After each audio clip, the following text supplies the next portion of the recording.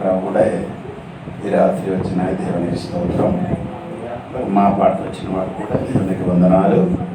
ఈ రాత్రి దేవుడు మమ్మల్ని అందరూ దీవించిన కాక. దేవుని వాక్యం నుండి మనము కొన్ని విషయాలు నేర్చుకున్నాం. మన బైబిల్ స్టడీ గురించి మనం నేర్చుకున్నాం. ఎఫెసీ పత్రిక 4వ అధ్యాయము 17 నుండి 24 వరకు చదవండి. అదే పోయిన వారం మనం నేర్చుకున్నాం.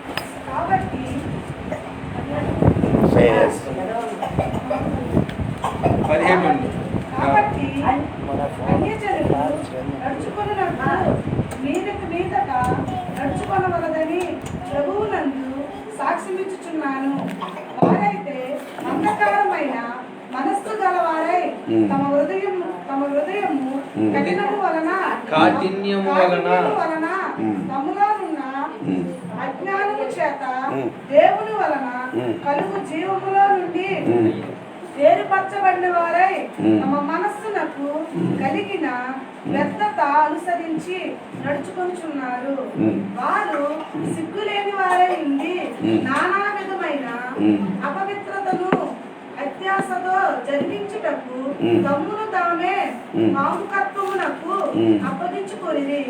అయితే మీరు యేసును గూర్చి విని ఆయన యందలి సత్యము ఉన్నది ఉన్నట్టుగానే ఆయన యందు ఉపదేశింపబడిన వారైన ఎడల మీరలాగును క్రీస్తును నేర్చుకుని వారు కారు. కావున మునుపటి ప్రవర్తన విషయంలోనైతే మోసకరమైన దురాశ వలన చెడిపోవు మీ ప్రాచీన స్వభావమును వదులుకొని మీ చిత్తవృత్తి యందు నూతన పరచబడిన వారై నీతియు యథార్థమైన భక్తి గల వారై దేవుని పోలికగా సృష్టింపబడిన నవీన స్వభావమును ధరించుకొనవలెను. అంటే ఇక్కడ చూడవలసిన మాట బైబిల్ స్టడీ పోయిన వారం మనం నేర్చుకున్న విషయం బాగా వినండి. స్తోత్రం. అక్కడ 2 మనుషుల గురించి ఇక్కడ రాయబడింది. మనస్సు, అదే తెలుగులో మనస్సు అని రాయబడింది.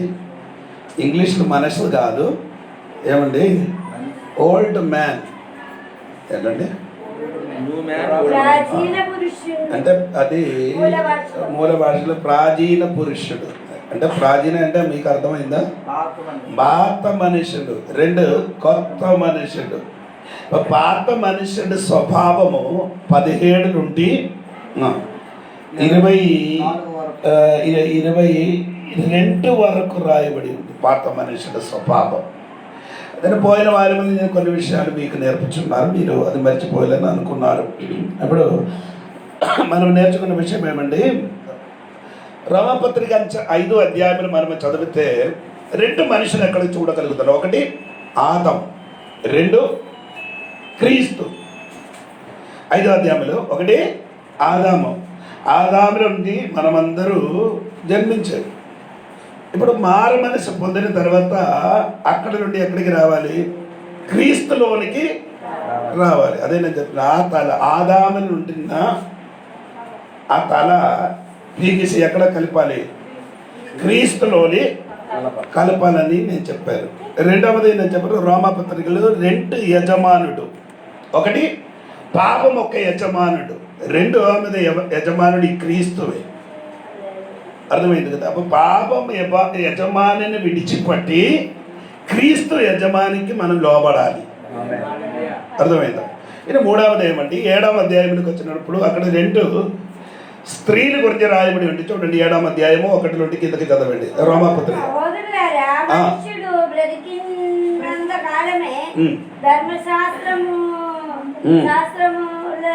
అతని మీద ప్రభుత్వము చేయుచున్నదని మీకు తెలియదా? ధర్మశాస్త్రము ఎరిగిన మీతో మాట్లాడుచున్నాడు. భర్త గల స్త్రీ భర్త బ్రతికి ఉన్నంత వరకే ధర్మశాస్త్రము వలన అతనికి బొద్దురాలు గాని, భర్త చనిపోయిన ఏడల భర్త విషయమైన ధర్మశాస్త్రం నుండి ఆమె 2 భర్తల గురించి రాయబడి ఉందండి. 1 అదే ఎవరండి? ఒక భర్త లేదు, ఒక భర్త ఎవరండి? ధర్మశాస్త్రమైన భర్త. ఆ భర్త ఉండిన వరకు మనము ఏమండి విభాగం నుండి తప్పిపోకూడదట. అర్థమైంది?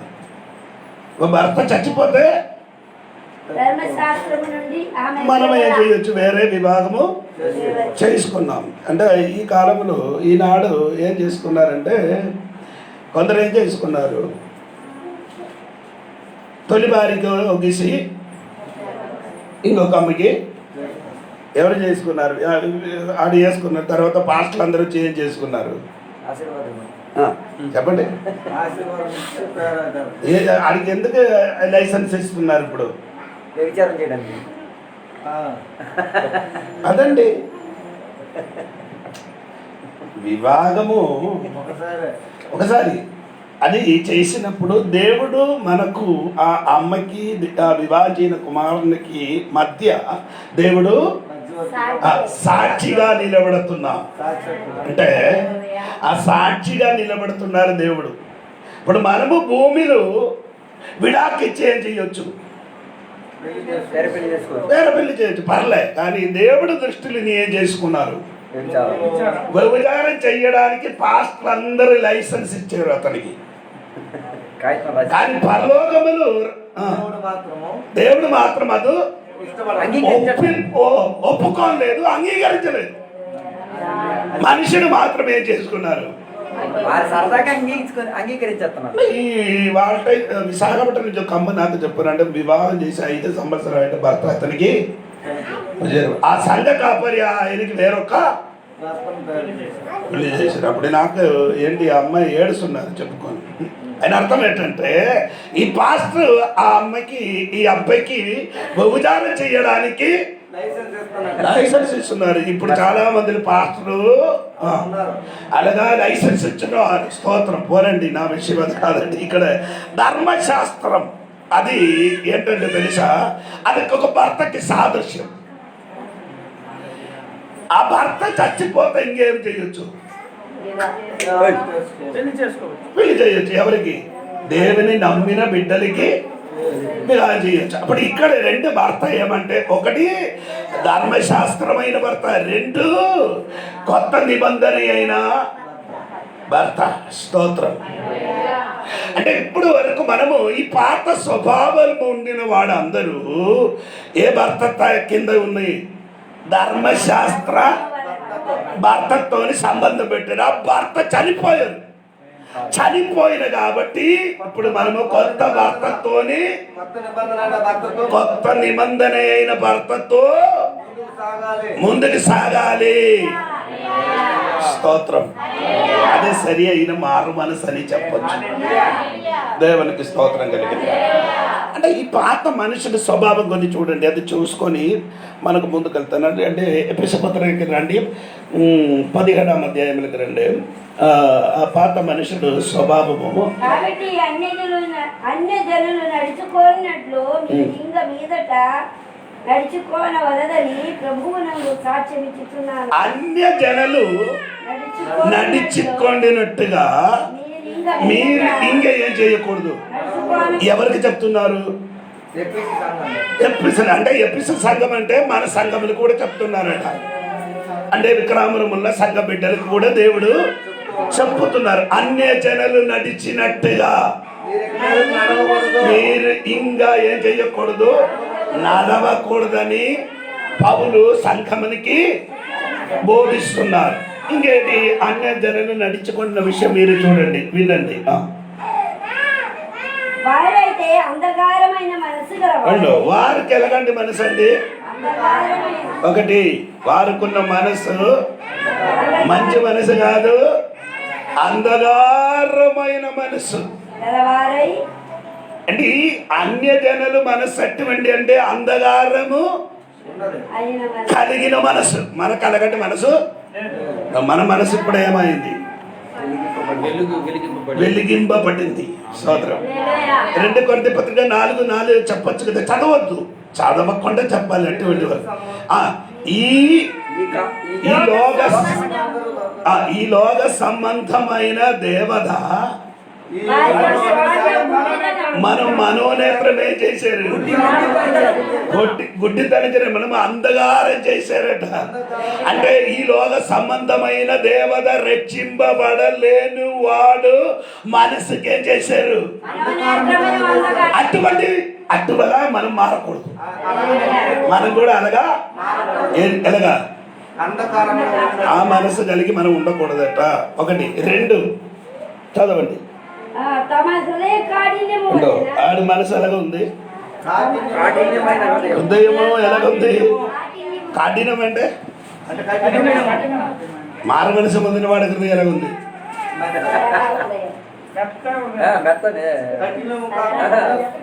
మాంసమైన హృదయం అలాగే చెప్పాలి. నేను బైబిల్లో వాక్యం అదే నేను ఎస్కెళ్ళి ఇది చదివించి వినిపించాలి, టైం లేదు కాబట్టి. అది ఎప్పుడు ఎలాగ ఉండాలి.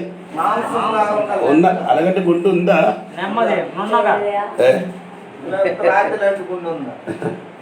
నేను అడిగిన మీకు అలాగంటే మనసు ఉందా లేదని అడుగుతున్నాను. రక్షణ పొందిన మనకు మన మనసు ఎలాగుంది. కఠినమైన మనసు. మారు మనసు పొందిన తర్వాత మన మనసు ఎలాగ ఉండాలి. ఇప్పుడు ఎన్నిసార్లు నొక్కితే నొప్పి కలగలే. ఎందుకు? మనసు ఏమైంది, కఠినంగా మారిపోయింది. అంటే మారు మనసుని పొందిన తర్వాత మనసు ఎలా కావాలి. అలాగంటే మనసు మనకి కలగాలి. పౌలు గారు అక్కడక్కడ నిలబడి చెప్పడానికి ఇష్టం ఉందండి, సమయం కుదరలేదు అందుకని. తర్వాత చూడండి. కాఠిన్యము వలన తమలోనున్న అజ్ఞానము చేత దేవుని వలన కలుగు జీవంలో నుండి దేవుని జీవములో నుండి వేర్పరిచారు. వేర్పరిచారంటే ఆ జీవన ఏ సంబంధం లేదు. ఇప్పుడు మనకేముంది, దేవునితో మంచి సంబంధం. దేవుని జీవనలోని నుండి మనకేముంది, సంబంధము కలిగి ఉన్నది. స్తోత్రం. ఇప్పుడు మనకు అందరికీ ఉందండి స్తోత్రం. అందుకని దేవుడు ఈ రోమాపత్రికలో ఒక వాక్యం ఉంది, అది కూడా చదవలేకపోతారు. ఈ వాక్యంలో సరి అవ్వదు. 8:2 చూడండి. 8:2 రోమాపత్రిక 8:2. క్రీస్తు యేసునందు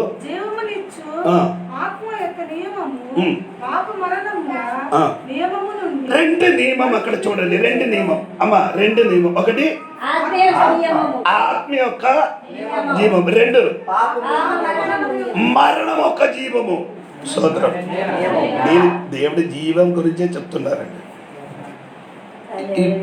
ఈ పావురం ఉంది కదా, పావురం అంటే మీకు అందరికీ తెలుసు కదా. పావురం చచ్చిన పావురముకు పైకి వేస్తే ఎలా ఉంది. ఎందుకు చచ్చిన అది ఎందుకు కిందకి రావడానికి ఒక కారణం ఉంది. అవును, జీవం లేదు, కరెక్ట్. అంటే అనగా ఇంత ప్లేన్ పైకి ఎగురుతున్నది, ఎందుకు కిందకి రాలేదు అని జీవనం ఉందా. విమానం పైకి వెళ్తున్నది కదా, దానికి జీవం ఏమైనా ఉందండి. మరి అది కిందకి రావట్లేదు కదా. ఏ శక్తి, ఆకర్షణ శక్తి, అది ఫోర్స్. ఒక రాయి పైకి ఇసరిస్తే ఏమవుతుంది, కిందకి వస్తున్నాయి. ఆకర్షణ శక్తి. ఓకేనా. ఈ చచ్చిన పావురం కిందకి రావడానికి కారణం ఇది. ఆకర్షణ శక్తి కిందకి లాగుతున్నారు కదా. ఇంకా బ్రతికిన ఒక పావురకు పైకి ఎందుకు ఆకర్షణ లేదా. దాటికి వెళ్ళిపోతుంది. జీవం ఉన్న కాబట్టి ఈ ఆకర్షణ శక్తికి అతిక్రమించి వెళ్ళడానికి ఏముంది, అది నీకుందా ఉందా లేదా అని అడుగుతున్నారు. అర్థమైందా లేదని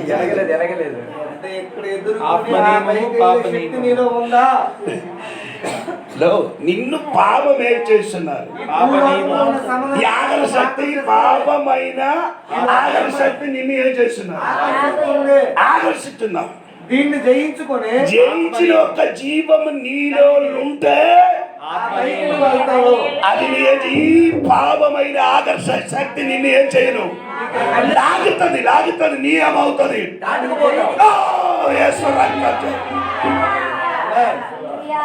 దాన్ని జయించమని అదేంటే ఆత్మ అంటే ఆత్మ అయిన జీవం. ఈ విశ్వాసులు ఇప్పుడు అది లేదు. ఇప్పుడు దేవుని జీవములుండి తొలగిపోయింది. తెలియదు, జీవములుండి తొలగిందా లేదో తెలియదు.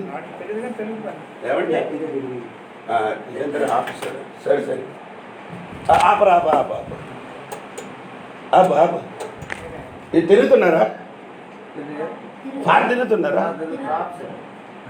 అది ఫస్ట్ వేసినప్పుడు తిరిగింది కదా, ఇప్పుడు ఎలాగ తిరుగుతున్నది?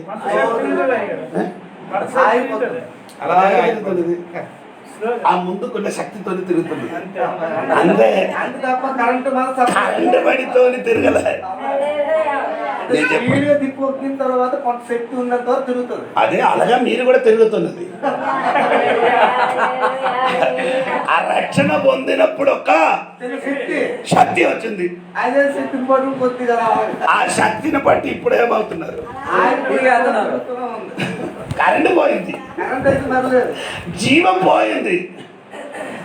ఆ పాత జీవనం నుండి ఇప్పుడు ఏమవుతున్నారు? స్తోత్రం చెప్పలేదు.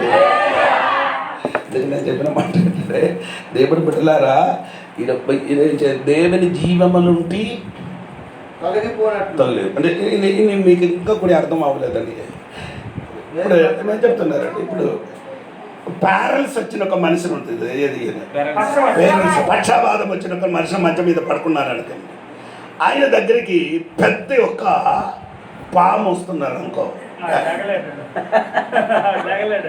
మీ దగ్గరికి వస్తే లేకపోతే ఏం చేస్తుంది? నీ ఎందుకు నీ ఎందుకు నీ కొడుతున్నారు?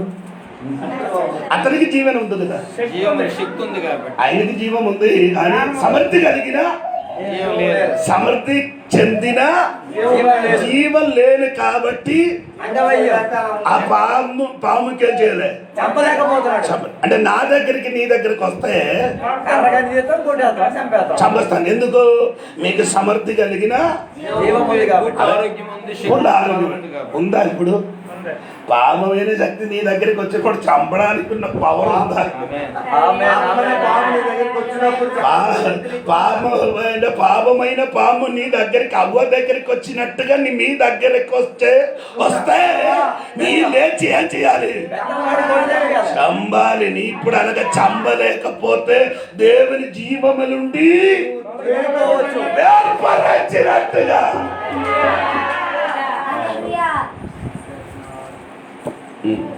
అక్కడ నిలబడితే మన విషయంలోకి రావద్దు. చాలా ముందుకెళ్ళండి. దేవుని జీవములు మనసునకు కలిగిన వ్యర్థత లేదు. 19 వాక్యం దేవుని జీవనములు మనసు 19 వాక్యం. వారు సిగ్గు లేని వారై ఉండి నానా విధమైన అపవిత్రతను. హలో, ఏం లేదండి, మనకేముంది?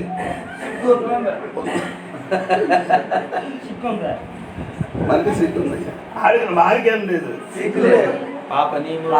చూస్తే తెలిసిపోద్ది. ఏ పని చేసినా కానీ ఆడికేం లేదు.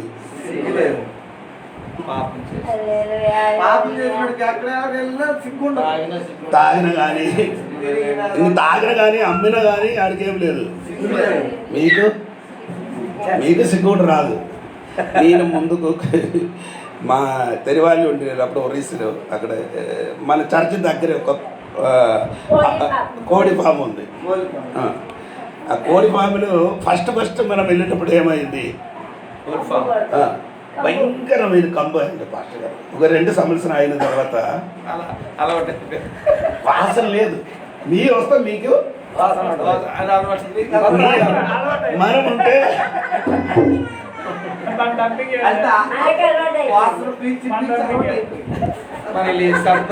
ఉంది కదా, వచ్చిన కొత్త అందరూ అడుగుతారు మీరు ఇక్కడ ఉంటున్నారు కోడి వాసన అక్కడే పని చేస్తుంటారమ్మా, అక్కడ ఎవరికి కూడా. దేవునికి స్తోత్రం కలిగి. కొందరికి ఇప్పుడు కూడా వాసన, కష్టపడితో భర్త తాగిసి వచ్చినప్పుడు ఆ వాసన వెళ్ళిపో నువ్వు నా దగ్గర పడుకోని చెప్పుకొని ఏం చేశారు? తరమేసిన వాడు ఇప్పుడు ఏమవుతున్నారు? అడ్జస్ట్మెంట్ కాదు, అది వాడికి అలవాటు అయిపోయింది. ఏటి ఇప్పుడు రాలేదు. సిగ్గు రాలేదట నేను వాసన.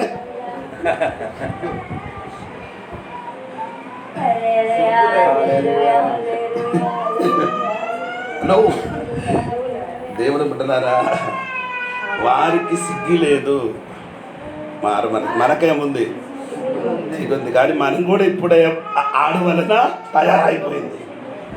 సరే ఇంకా అక్కడికి నిలబడి చెప్తే ఇంకా నీకు బాగా హృదయంలో నొప్పి కలుగుతుంది. తర్వాత చూడండి, తర్వాత నానా విధమైన అపవిత్రతను అత్యాశతో జరిగించుట తమ్మును తామ కర్మమునకు అప్పగించుకొనిరి. అయితే మీరు యేసును గూర్చి విని చూడండి ఏంటంటే అక్కడ ఒక్క మాట కూడా ఉంది తమ్ముడు. సిగ్గులేని వారై ఉండి నానా విధమైన ఆ. అపవిత్రతను ఆ. అత్యాశతో జరిగించుటకు ఏంటండి అపవిత్రతను అత్యాశతో జరిగించుచున్నారు. అత్యాశ అంటే అధిక ఆశకు మించిన ఆశ.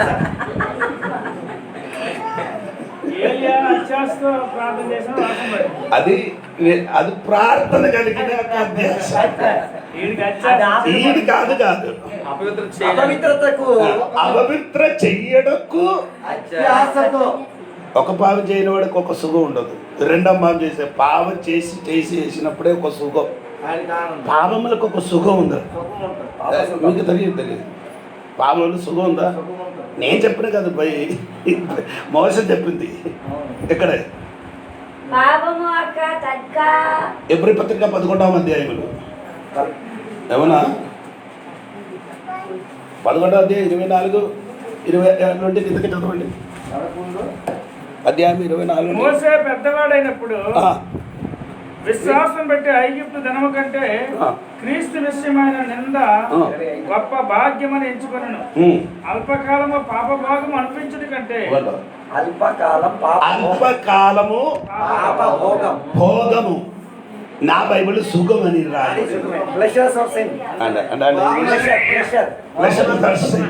పాపం చేయని వాడికి ఏముంది? ఆనందం. హలో, ఆనందం అని చెప్పరు కదా, అదే ఏం చెప్పడానికి నాకు తెలియదు. అది పాపం చేయని బిడ్డలకేముంది? అది ఒక బిర్యానీ తిన్నట్టుగా అంత సుఖం కల్పిస్తుంది. హలో, మళ్ళీ ఆ బిర్యానీ తినకపోతే మనసు ఒప్పదు. ఎవరు ఒకసారి తింటే మళ్ళీ తినాలని. ఇప్పుడు పార్వతీపురంలో ఉంది ఒక సైడ్ ఒక బిర్యానీ షాప్. బిగ్ బౌలా ఏంటిది? బిగ్ బౌలా బిగ్ బౌల్. వెళ్ళండి, వెళ్ళి తినండి. ఒకసారి తిన్న వాడికి మళ్ళీ తినడానికి అది చూసినప్పుడు అదన్నీ ఇక్కడే ఆటోమేటిక్ లాగుతుంది. పాపం చేయడానికి మనుషుడికి ఏముంది? ఒక అత్యాశ ఉంది. స్తోత్రం. అది రక్షణ పొందలేని వాడు స్వభావం. కానీ మనకు కూడా ఇప్పుడు అలాగా మనం కూడా తయారైపోయింది. పోనండి, తర్వాత చదవండి. తర్వాత తమ్మును తామే కామ కర్మమునకు అప్పగించుకొనిరి. ఏం చేస్తున్నారు? తమ్మును తానే కామకత్వానికి ఏం చేసుకున్నారు? అప్పగించుచున్నారు. తన్ను తాను ఏం చేసుకున్నారు? కామకతకి సమర్పించుచున్నారు. పోనండి, అక్కడక్కడ నిలబడితే చెప్తే మీకు నొప్పి వస్తుంది. కొంచెము పచ్చగా చెప్పాలి. అది పచ్చగా చెప్పడానికి నాకు అందుకని పిల్లలు అందరూ ఉన్నారు కాబట్టి నేను అది దాచిపెట్టి ముందుకు వెళ్తాను. తర్వాత చూడండి. తర్వాత అయితే యేసుని గూర్చి ఒకటి విని ఆయన యందలి సత్యము ఉన్నది ఉన్నట్టుగానే ఆయన యందు ఉపదేశించబడిన. 2 ఉపదేశము. 3 మీరు అలాగూ క్రీస్తును నేర్చుకోవాలి. మారు మనసు చెందాలంటే, కొత్త మనుషులుగా మారాలంటే ఒకటి ఏం చేయాలి? వినాలి. ఏటి వినాలి? యేసయ్యను గురించి వినాలి. యేసయ్య రక్షణ గురించి వింటాలి. అది వింటే ఉపదేశించబడిన ఆ మాట నిన్ను ఏం చేస్తాం? ఉపదేశిస్తాం. 3 నేర్చుకున్న వారు కాదు. ఉపదేశం మాత్రం కాదు, కొందరికి ఉపదేశం ఉంది. నేర్చుకోవడం అంటే నేర్చుకోవడం అంటే ఆ వినిన వాక్యం నీ జీవితంలోనికి రాయోగ్యం ప్రాయోగ్యంగా చెయ్యడానికి ఇష్టం చెందాలి. మనకేమంటాడు, వింటారు, నేర్చుకునే ఇక్కడ వింటాం, నిలబడతారు. ఇలాగ వెళ్ళిపోతుంది లోపలికి కాళ్ళు. అదే మనకు ఉన్న ప్రాబ్లం. ఎందుకంటే దేవుడు బిడ్డలారా, మన జీవితం వెనక మారాలి. తర్వాత నేను చెప్పుకొని వచ్చిన మాట తర్వాత చదవండి. కావున మునుపటి ప్రవర్తన విషయములనైతే మోసకరమైన దురాశ వలన చెడిపోవు మీ ప్రాచీన స్వభావమును వదులుకొని ప్రాచీన స్వభావం రెండింటి చెప్పొచ్చు. ప్రాచీన స్వభావం ఒకటి, రెండు ప్రాచీన మనిషి మనిషి మనిషి అంటే పురుషుడు అని రాయబడి ఉందండి. అప్పుడు అందుకని సహోదరి అనేది మనం లేదు, ఆడు మాత్రం ఉన్నారు కదా. పురుషుడు అంటే చెప్తా మగాళ్ళకి మాత్రమే, మగాడికి సంబంధించిన కాదు. ఎక్కడ పురుషుడు అని రాయబడిందో అక్కడ స్త్రీ ఉన్నట్టు స్త్రీ ఉంది. అది అంటర్శుద్ధి.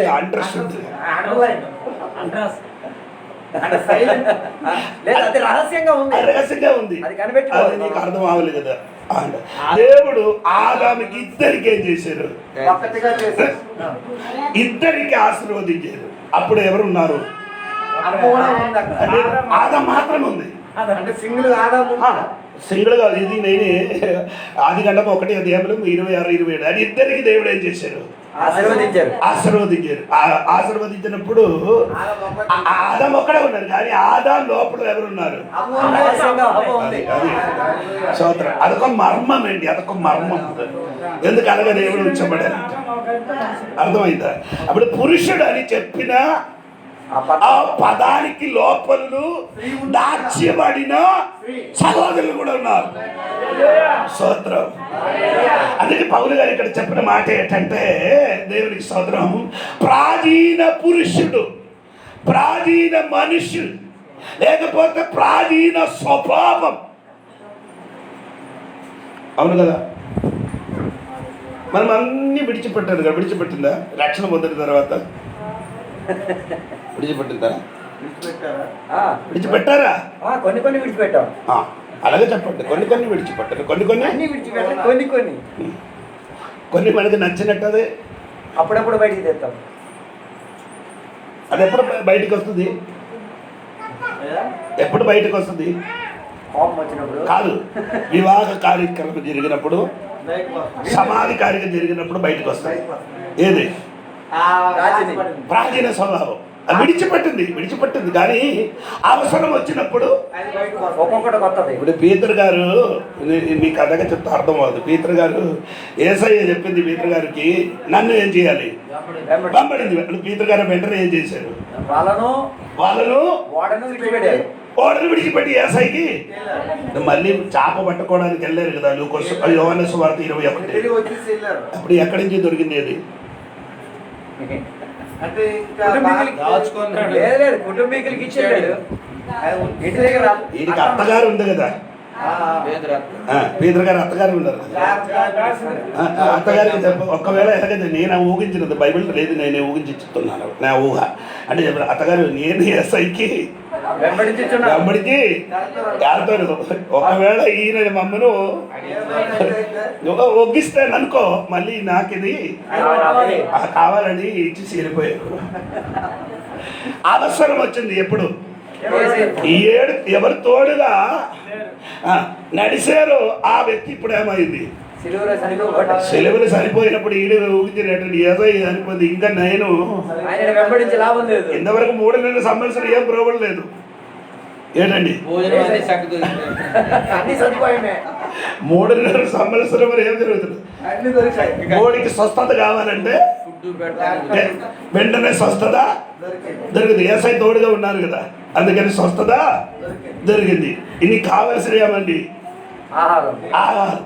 అది కూడా దొరికింది. ఇంకేంటి కావాలా? గౌరవం దొరికింది. అన్నీ దొరికిందండి. మనిషికి ముఖ్యమైన 2 విషయం ఏంటి?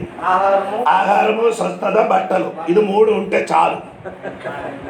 వేరే ఏమి అది ఎక్కువ ఆడవాళ్ళకి అది ఉంటే చాలు, వేరే ఏం అవసరం లేదు. మీ భార్యను తీసుకొని బట్టలు CMRకి తీసుకొని వెళ్ళకూడదు. వెళ్తే నీ పని పోయింది. అందుకే వాళ్ళు ఒంటరికి వెళ్తారు.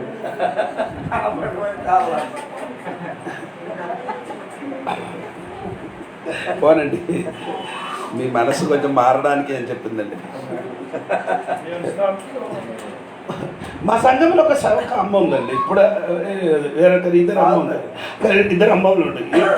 ఆదివారము షాపింగ్ కాదు కొత్త బట్టలు అండి. ఈ వారం వేసుకున్నది మనసులో ఈ వారం వేసినది మనసులో వారం వేసుకోలేదు. నేను అప్పందా ఉందని తెలుసా నీకు? ఇప్పుడు ఒక 2 అంతస్తులు ఇల్లు అమ్మేసాడు. అమ్మేసి ఇప్పుడు ఎక్కడికి వెళ్ళింది? అద్దెంటికి వెళ్ళారు. దాసాల గంట పని చేయరు. దేవునికి స్తోత్రం కలిగిన కాకపోనండి. నేను చెప్పిన మాట ఏంటంటే దేవునికి స్తోత్రం. దేవుని బిడ్డలు బాగా తెలుసుకోవాలి. ఏంటి నేను చెప్పుకొని వచ్చారు? పాత స్వభావం, అది పాత మనిషిది ఏమవ్వాలి, అది ఎలాగండి? మనం ఏం చేయాలి? వదులుకోవాలంటే అలాగే చెప్తా. కొత్త మనిషి లోన్ ఉండాలి. వదులుకోవాలంటే మనం ఎక్కడికి వెళ్ళి కోడి వండుతున్నారు కదా, కొన్నిప్పుడు మీరే ఎలాగండి, మీరందరికీ తోలు కూడా తింటున్నారు. అంతకన్నా లాభం 150 గ్రాములు కకృతి. నూనె లాభం. ఏంటి కావాలా? తోలు ఉంటే నూనె ఫ్రీ. బైబిల్ చెప్తుంటే తినకూడదట తోలు. కొందరు మేకలు కూడా చంపిస్తారు కూడా కకృతి. 200 గ్రాములు కక్కుతుంది. నీ ప్రాచీన స్వభావం ఇప్పుడు ఎందుకు వదులుకోలేదండి నాకు అర్థం లేదు. ఆ తోలు తింటే సుఖం, ఇక్కడికి వేసి ఇక్కడికి వేసి లోపలికి మంగడమే, వేరే ఏం పని. ఎలాగుంది అది తింటే? ఇటు కొరుకుతారు అటు కొరుకుతారు. ఇటు కొరికితే ఇటు కొరికి కన్ను మూయాలి, అప్పుడు లోపలికి వెళ్ళిపోతుంది. ఎలాగుంది ఆ తోలు? టేస్ట్ ఉందా? మీరందరూ తినలేవు. సరే రాయగడ ఉండవాలని కొరికి చెప్తారు, మీరందరూ తినలేరు. అలవాటు అయిపోయింది. అందుకని తోలు దేవునికి స్తోత్రం. నేను చెప్పిన మాట ఏంటంటే, అప్పుడు నేను వెళ్ళినప్పుడు ఏమంటే మాంసం కొట్టినప్పుడు ఆ షాప్కి వెళ్తే నన్ను చూసిన వెంటనే కోడికి ఈ ప్రాచీన స్వభావం ఏం చేయాలి? వదులుకోవాలంటే ఎలాగా? ఎలా చేయాలి? ఈ కాలంలో మేక అనగా నిలబడదు.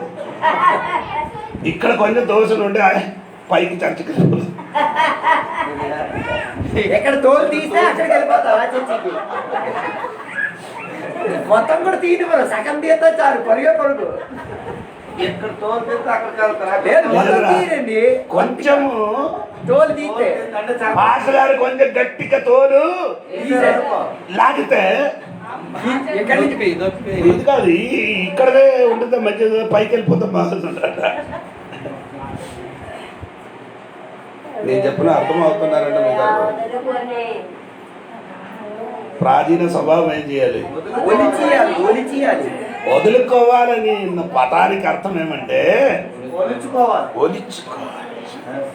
లేకపోతే మళ్ళీ అది అక్కడే శరీరములు అంటుకుంటూ ఉంటే మళ్ళీ ఆ సవ నీలోనికి వస్తుంది. అందుకని అప్పుడప్పుడు ఏం చేయాలి? అందుకే ఆదివారం వచ్చి కొంచెం ఒక్క గంట కాదా మనకు దొరుకుతున్నది మేకలకి తోలు. తర్వాత మళ్ళీ సగం అయింది, వెళ్ళిపోతారు, మళ్ళీ కలిసిపోతుంది. ఇంకా వచ్చిన వారు రావాలి, మళ్ళీ ఏం చేయాలి? తోలు తీయాలి.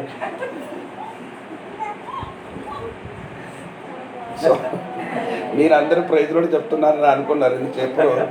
నేను చెప్పను, నీ ఎప్పుడు చెప్తాను అప్పుడు హలో. ప్రాచీన స్వభావం ఏం చేయాలి? వదులుకొని మీ చిత్తవృత్తి యందు నూతనపరచబడిన వారై నీతియు యథార్థమైన భక్తియు గలవారై దేవుని పోలికగా సృష్టింపబడిన నవీన స్వభావం నవీన స్వభావం. పేరుంటే లాభం లేదు, స్వభావం మారాలి. పేరండి నవీన్. నవీన్. నవీన స్వభావం. పేరు నవీన్. నవీన అంటే కొత్తది, నవీను అంటే కొత్తది. అవునరా, పేరు నవీనే, దాని స్వభావం పురాతనం. దేవునికి. అందుకని దేవుని బిడ్డలారు మెల్లమెల్ల అరిగి వెళ్తాం. మనకు అప్పుడే మీకు అర్థం ఇదన్నీ తెలియాలండి. బైబిల్ కొత్త మరియు కొత్త అంటే ప్రాచీన స్వభావం అంటే చెప్పుకొని వెళ్ళిపోతే ఏం లాదు. అదన్నీ ఏమాలి, దాని అర్థం కావాలి, అదన్నీ తెలుసుకోవాలి. అప్పుడే మనకు ఈ విశ్వాసములు. ఇప్పుడు మీరందరూ పాస్టర్ గారు ఏమి స్వభావం లేదనుకున్నాను, నేను దేవదూతులు అని అనుకున్నారా మీరు? బట్టలు మారితే అప్పుడు తెలియదు. నేను చెప్పిన నీకున్న అదే మనసు, నీకున్న అదే కన్ను, నీకున్న అదే కాలు, అదే శరీరం నాకు కూడా. అర్థమైందా? అది అందరూ అనుకున్న ఈ వాక్య పరిచయం చేసిన వాడు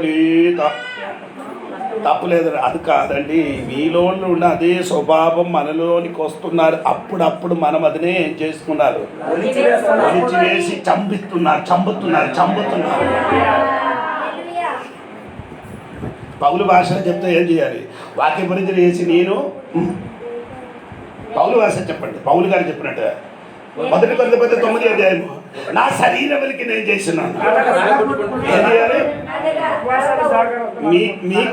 మీకు మనం ఏం చేస్తున్నారు? లేదు, మనకు ఈ వాక్య పరిచయం చేసిన వాడికి మనకు ఏం చేస్తున్నారు? 2 రీతిల కొట్టు జరుగుతున్నది. 2 రీతిలు దెబ్బలు. ఒకటి ఆదివారం నిన్ను మనం ఏం చేస్తున్నారు? నలుగురు. శనివారం శనివారం రాత్రి బైబిల్ చదవడము, ప్రార్థన చేయడము, మనం నలగొట్టుకొని వస్తున్నాం.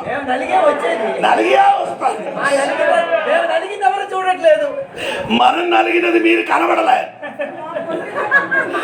మిమ్మల్ని కొట్టిన మాత్రం మీరు చూసుకొని పాస్టర్ గారు నన్నే కొట్టారు. అది ప్రభా పాస్టర్ గారు చెప్పిన కాబట్టి అలాగ కొట్టారు. పాస్టర్ గారు చెప్పిన కాబట్టి కాదండి. నేను కూడా ఆదివారం రాత్రి నా జీవితం ఏం చేశారు? 2 గంటలకి పడుకున్నాం. ఆదివారం రాత్రి పాస్టర్ గారు సోమవారం కదా, ఆదివారం రాత్రి 2 గంటలకి పడకారు. ఆ 2 గంటల వరకు నా జీవితములకి ఏం చేశారు? వాక్యం పట్టుకొని నా జీవితం నలగ కొట్టిన తర్వాత సోమవారం రాత్రి విక్రమపురం వారికి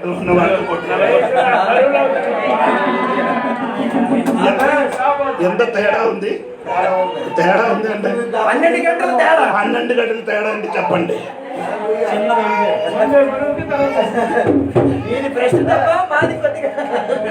హలో, మనసు మారకూడదు. అంటే 12 గంటలు మునుగు మన జీవితంలోకి ఏం చేశారు?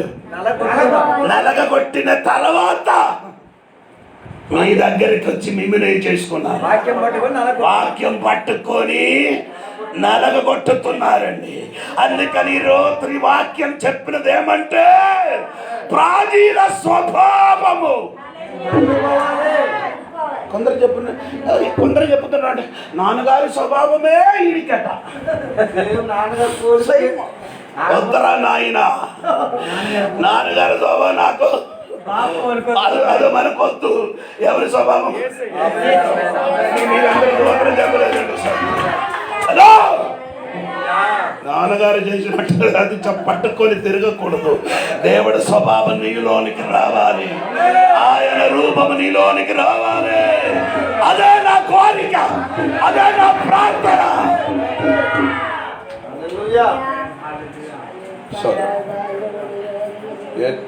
స్టార్ట్ చేసినప్పుడు సమయం అయిపోయింది కదండి. కరెక్ట్. నీకు అర్థం అవ్వలేదు కదా, నీకు తోలి తీయలేదు అందుకే. స్తోత్రం. ప్రాచీన స్వభావము వదిలించుకొని నవీన స్వభావమును ధరించుకొనవలెను. ఒక వాక్యం కూడా చదవండి. దాని కొలొస్సే పత్రిక 3వ 5వ వాక్యం కూడా కలిసి చదవండి. అప్పుడు కొంచెం అర్థం అవుతుంది. కొంచెం కూడా 3:5. కావున భూమి మీద ఉన్న మీ అవయవములను అనగా జారత్వమును, అపవిత్రతను, కామాతురతను, దురాశను, విగ్రహారాధన అయిన ధనాపేక్షను చంపివేయుడి. 9వ అయ్యా 9 కూడా 9. ఒకరితో ఒకడు అబద్ధ మాడకుడి. ఏలియనగా ప్రాచీన స్వభావమును దాని క్రియలతో కూడా మీరు పరిత్యజించి జ్ఞానము కలుగు నిమిత్తము దానిని ఏమండి స్వభావాన్ని పరిత్యజించి. ఏ స్వభావం అండి? ప్రాచీన స్వభావం ఏం చేయాలి? పరిత్యజించి. త్యజించడానికి మనసు మనకు లేదు. త్యజించాలంటే అర్థమైందా? స్ట్రిప్పింగ్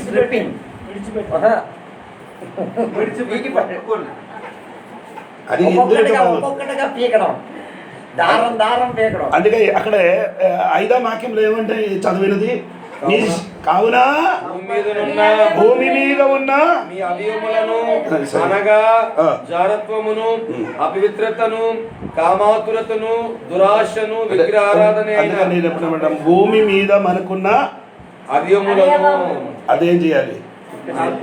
చంపాలి. ఆమేన్. ఏంటంటే అవయవాలు ఉందో మీకు తెలుసు. ఏంటండి మనం సహోదరికి ఉన్న అవయవం పెద్ద అవయవాలు ఏదండి? సహోదరులకి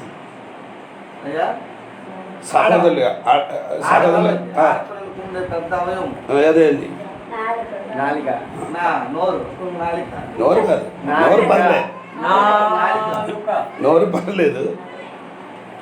ఈ 4 కావాలి మాత్రం ప్రమాదకరమైనది. అయ్యో, ఒక అడిగిన కూడా కలిసేది. యేసు ప్రభు చెప్పారు అంటే మీరు ఇంటిలో వచ్చినప్పుడు భార్య భర్తలు మాట్లాడుతూ ఏదో ఒక మాట్లాడుతున్నారు కదా, ఒక్కొక్క పదాలు చెప్తున్నారు కదా. భార్య భర్తలు గొడవలు ఆడినప్పుడు అప్పుడు ఒక్కొక్క పదాలు చెప్తున్నారు కదా. ఏం పదాలు?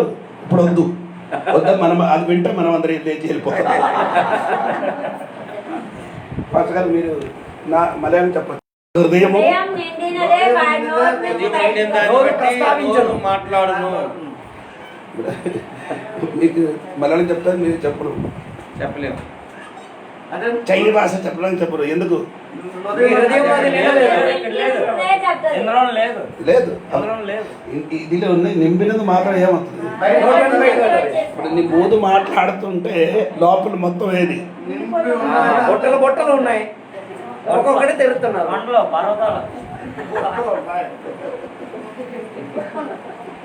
బొట్టలు లోపల ఉంది. ఒక్కటి తెరుతున్నారు.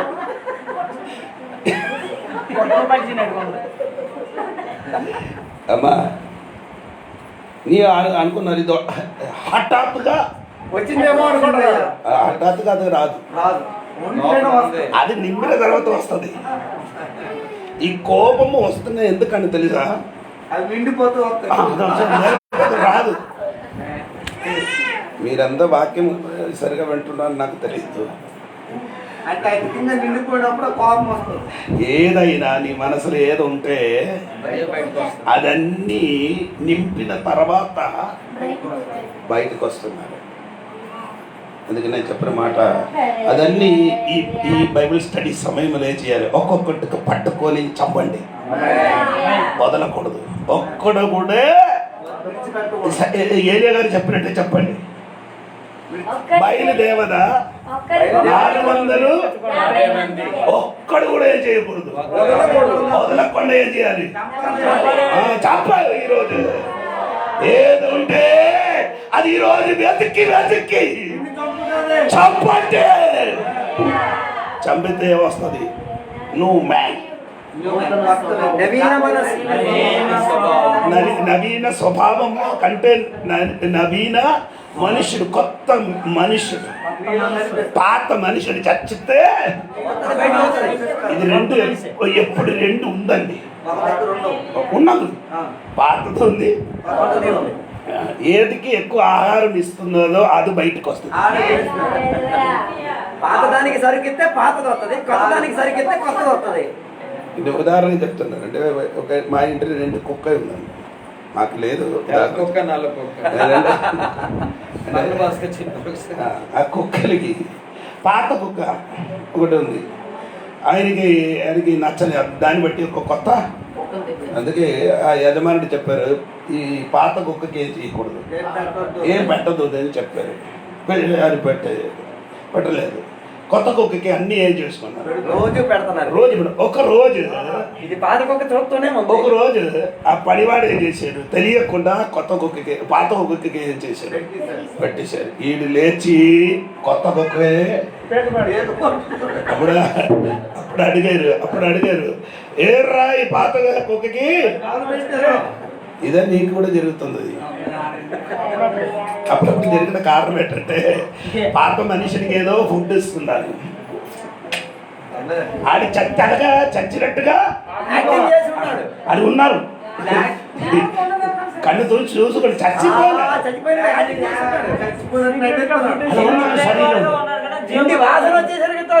సరైన ఆహారం అక్కడికి వెళ్ళిన అనుకో, అప్పుడు పాత మనిషిలో వస్తుంది, కొత్త మనిషికి చంబత్తది. స్తోత్రం. హలో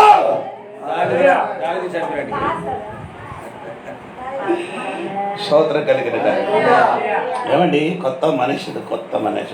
అందుకని చూడండి, మన బైబిల్ అదే కొత్త మనుషుల గురించి ఒక 2-3 మాటలు చూడండి. మొదటి పేతురు 1:23 వాక్యం త్వరగా చూడండి. ఆ కొత్త మనిషిని గురించి 2 మాటలు, ఒక 5-6 విషయం చెప్పాలి. 23 శాశ్వతమగు జీవము గల దేవుని వాక్యము మూలముగా అక్షయ బీజము నుండి పుట్టినబడిన వారు గానుక నిష్కపటమైన సహోదర ప్రేమ కలిగిన 23వ వాక్యం చదివితే చాలు మాత్రం. అదే 1:23 అండి. మొదటి పేతురు 1:23 కాగా జీవము గల దేవుని వాక్య మూలముగా అక్షయ బీజము నుండి పుట్టించబడిన వారు పుట్టించబడిన వాడు. అక్కడ ఇంగ్లీష్ లో ఏమంటే బోర్న్ అగైన్, రీబోర్న్. అది ఏమండి కొత్తగా జన్మించాడు. ఏమండి కొత్తగా ఎలాగ జన్మించాలి? స్తోత్రం. మీరు ఎలాగ జన్మించారు? అక్షయ భేదు మూలం. మనం ఎలాగ జన్మించారు? అమ్మా నాన్న ఇష్ట ప్రకారం అల్లదు. బైబిల్ మాట్లాడ మనుషుల ఇష్టం వలన, రక్త వలన, శరీరం వలన జన్మించారు. నేను ఇప్పుడు చెప్పినది యోగన సువార్త 1:13 వాక్యం. మనమందరి జన్మించినది శరీర ఇష్టములు రక్తములతోని జన్మించారు. కానీ కొత్తగా జన్మించాలంటే అది దేవుని వాక్యం మూలంగా ఏం చేయాలి? కొత్తగా జన్మించాలి. దేవునికి స్తోత్రం. Praise lord. 2-3 నిమిషంలో ఉంది, అది కూడా చెప్పిన మాట. అది మొదటి పేతురు 1:5 వాక్యం కూడా కలిసి చదవండి. యేసుక్రీస్తు ద్వారా దేవునికి అనుకూలములకు ఆత్మసంబంధమైన బలులను అర్పించుటకు పరిశుద్ధ యాజకులుగా ఉండునట్లు మీరును సజీవమైన రాళ్ళవలే నుండి ఆత్మ సంబంధమైన మందిరముగా. లేదు, మొదటి పేతురు 1:5 వాక్యం. అడవి కాలమందు బయలుపరచబడుటకు సిద్ధముగా నిన్న రక్షణ కలిగినట్లు విశ్వాసము ద్వారా దేవుని శక్తి చేత కాపాడుకోడు నీ కొరకు ఆ స్వాస్థ్యమును పరలోకమందు భద్రపరచబడి ఉన్నది. ఇందువలన మీరు మిక్కిలి ఆనందించుచున్నారు ఆనందించుతున్నారు కానీ అవసరమును బట్టి ఆ. నానా విధములైన ఉమ్. సోదరుల చేత ఆ. ప్రస్తుతమున కొంచెము కాలము ఆ. నీకు దుఃఖము కలుగుతున్నది ఆ. నశించిపోవు సువర్ణము అగ్ని పరీక్ష తమ్ముడు తమ్ముడు నాలా వాక్యం చూడండి 4. నాలుగయ్యా. ఆ. మృతులలో నుండి ఆ. యేసుక్రీస్తు తిరిగి లేచుట వలన ఆ. జీవముతో కూడిన నిరీక్షణ మనకు కలుగునట్లు అనగా అక్షయమైనదియు నిర్మూలమైనదియు వాడబారనిది అయినయు ఆ. సాధ్యమును మనకు కలుగునట్లు ఆయన తన విశేష కనికరము చొప్పున ఉమ్. మనలను మరలా జన్మింపజేసెను మరలా ఏం చేశారు?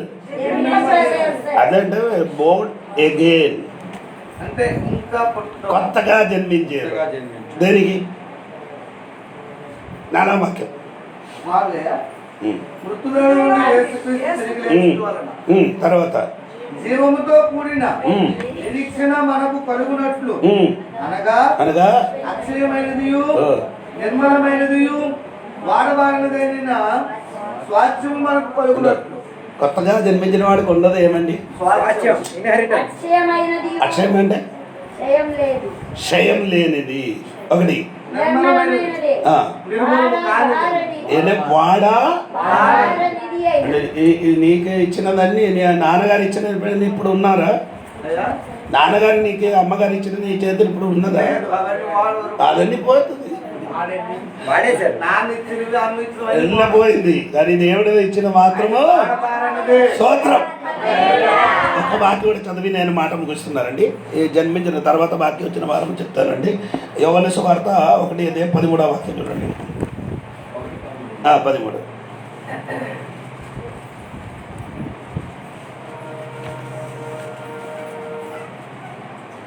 వారు ఉమ్. దేవుని వలన పుట్టిన వారే కాదు. చాలమ్మా. ఎలాగ పుట్టాలి? దేవుని వలన పుట్టిన వారే కాదు. చాలండి. ఎలాగ పుట్టాలి?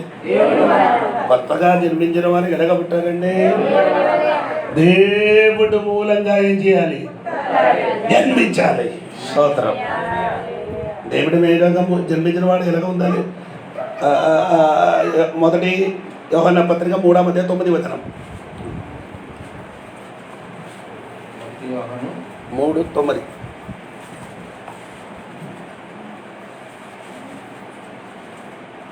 దేవుని మూలంగా పుట్టిన ప్రతి వానిలో హ్మ్.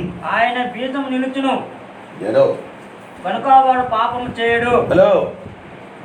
దేవుని మూలంగా పుట్టిన ప్రతి వానిలో ఆ. వానిలో ఆయన ఆయన బీజం బీజము నిలుచును కనుక ఆ, వాడు ఆయన బీజం అంటే బీజం వాని వాక్యం.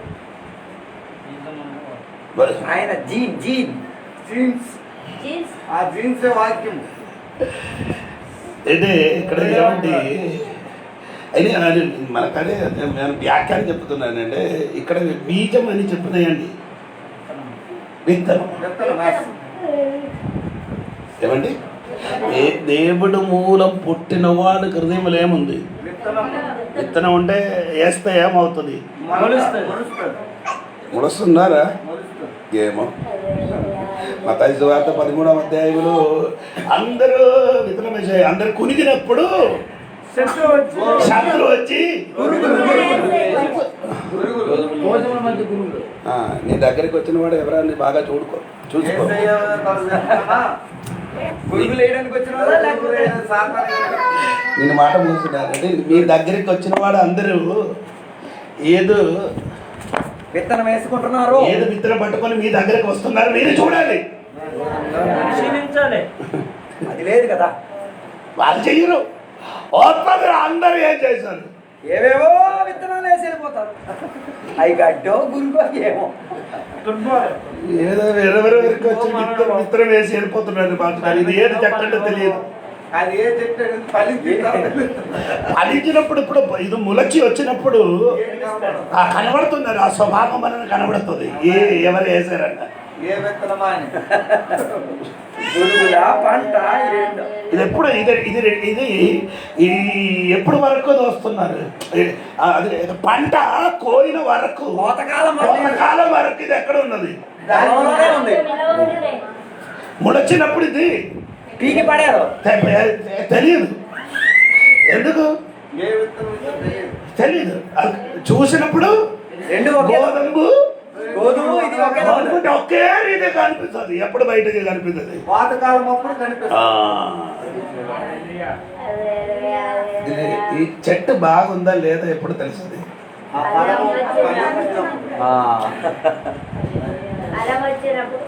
సోదరం ఇక్కడ నిలబడి బయటకు చెప్పాలి. ఆదికాండము ఒకటి చదవద్దు. ఆదికాండం 1 మూడవ దినములు దేవుడు చేసిన పని చెప్పండి. మూడవ దినం వెంటనే చెప్పు. మాట ముగిస్తారు. అది కాదు, 3వ దినములు దేవుడు చేసిన పని.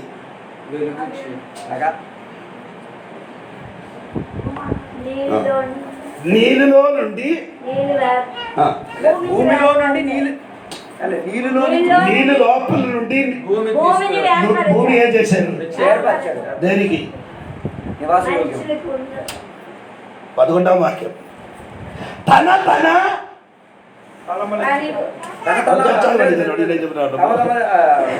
తమ ఫలము ఏంటండి?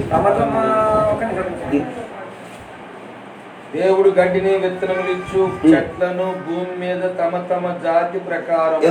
ఎలాగండి? ఎక్కడ దేవుడు భూమి మీదకి భూమి తీసివేసి ఎప్పుడు? నీటి నుండి తీసివేసి ఎప్పుడు? 3 దినాలు. 3వ దినం. అప్పుడు యేసుక్రీస్తు శిలువ మరణం 3వ రోజు ఏమైంది? లేపరచారు కదా. లేపరచిన తర్వాత మమ్మల్ని అక్కడి నుంచి తీసివేశారు. ఈ భూమి, ఆ భూమి ఎవరు? మనకు దేవుడు ఆ నీళ్ళు నుండి మనం ఏం చేశారు? తీసివేసి నేను ఎందుకు తీసివేశారు? తమ జాతిలో ఫలము ఇవ్వడానికి. నిన్ను దేవుడు బయటికి తీసుకొని వచ్చిన ఎందుకని తెలుసా? ఫలం కాదు. తమ ఫలం అంటే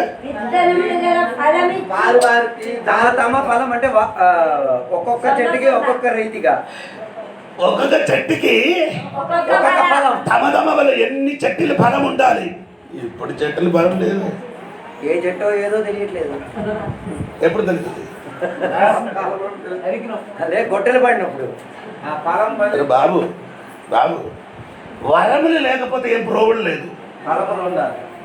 9 వరములు ఉంది. 9 వరం నీకు లేకపోతే ఏం పర్వాలేదు. ఫలం లేకపోతే ఏమవుతుంది? గొట్టెలు పడుతుంది. 3 సంవత్సరాలు అందరు చెప్తున్నాడు వచ్చిన పాస్ట్ గారు 9 వరాలతో నిండిన వాడు. బాబు అది ఉంటే ప్రయోజనం లేదు.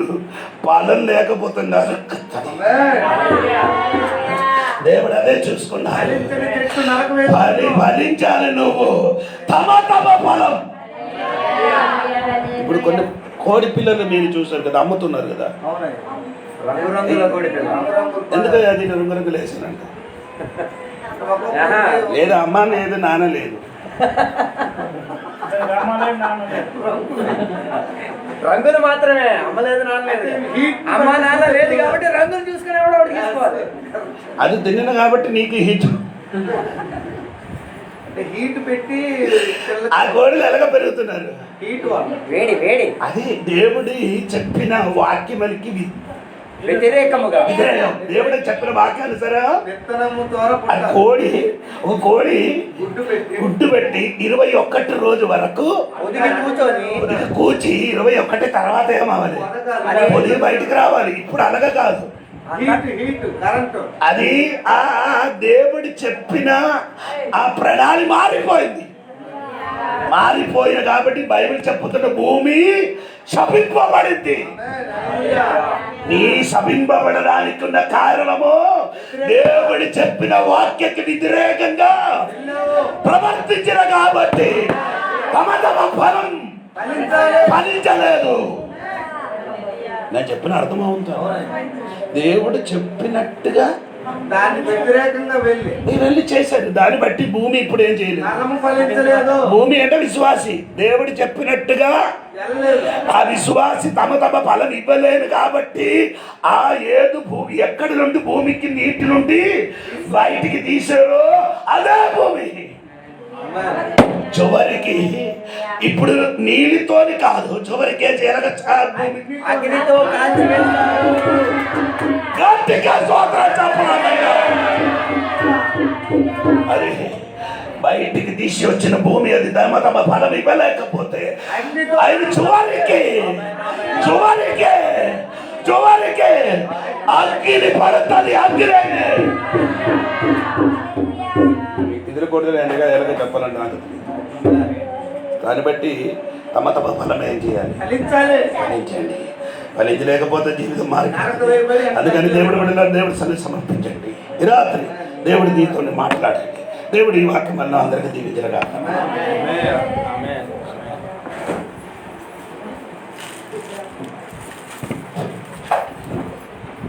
మంచిది సమయము విన్న వాక్యాన్ని బట్టి